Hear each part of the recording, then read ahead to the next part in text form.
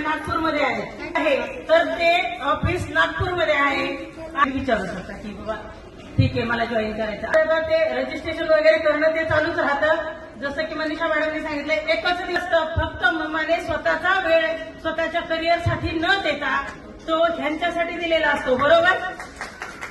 तर तीच smart woman जी आहे तीच स्मार्ट मम्मा जी आहे तिला स्वतःला घडवण्याचा एक चान्स आपली डीजी सर्कल कंपनी देत आहे. आणि जे मी तुम्हाला सांगितलं की सपोज तुम्ही 1200 रुपयाचा कोर्स रेफर करताय, तुमच्या थ्रू एखादा कोर्स रेफर होतोय तर कंपनी तुम्हाला 1200 रुपयाच्या कोर्स मागे तुम्हाला 850 रुपयाचं कमिशन देत असते. म्हणजे तुम्ही त्याच्यातून तर इन्कम करतच आहात, तुम्ही शिकून तर इन्कम करणारच आहात, बट फक्त तुम्ही रेफर करताय. सपोज आता तुम्ही एखाद्या शॉपमध्ये गेलात, तिथे तुम्हाला साड्या खूप आवडल्या, तुम्ही स्वतः सुद्धा साड्या घेतलेल्या आहेत, बट बाहेर आपण जेव्हा घरी येतो, घरी आल्याच्या नंतर तुम्हाला तुमच्या फ्रेंड्स विचारतील की ठीक आहे बाबा खूप सुंदर साडी घेतली आहे, कुठून घेतली वगैरे सांगता तुम्ही की ह्या शॉपमधून मी साडी घेतली. बरोबर आहे. पण आल्याच्या नंतर तुमच्या फ्रेंडला तुमची साडी आवडली म्हणून ती त्या शॉपमध्ये जाते आणि ती साडी ती परचेस करते.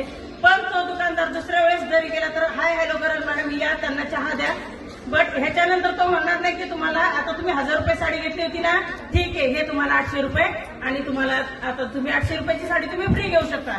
नाही बोलणार, कुठलाच दुकानदार बोलणार नाही.